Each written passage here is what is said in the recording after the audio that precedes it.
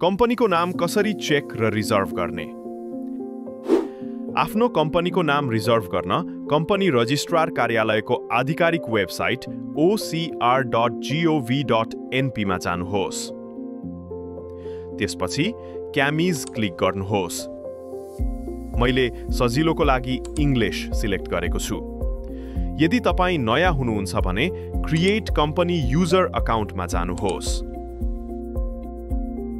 आफ्नो user name, email, phone नम्बरको साथ अकाउन्ट रेजिस्टर गर्नुहोस्। यदि तपाईसँग पहिले नै खाता छ भने लगइन गर्नुहोस्। लगइन गरेपछि नेम रिजर्भेसनमा जानुहोस्।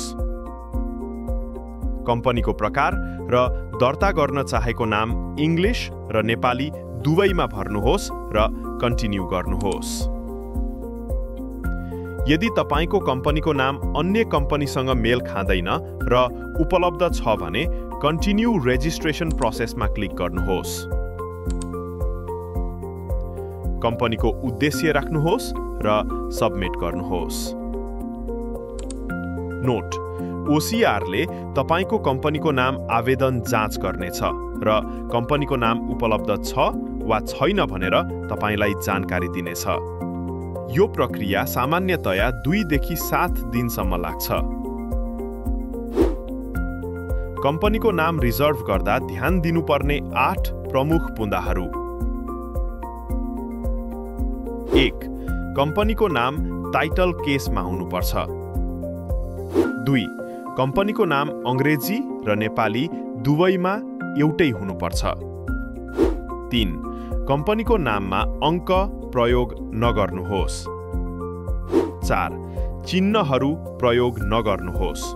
कम्पनीको नाममा कोलन, सेमिकोलन, एपोस्ट्रोफी, हाइफन, कमा जस्ता विशेष चिन्हहरू प्रयोग गर्न पाइँदैन। 5. .com वा .com शब्द प्रयोग नगर्नुहोस्। 6.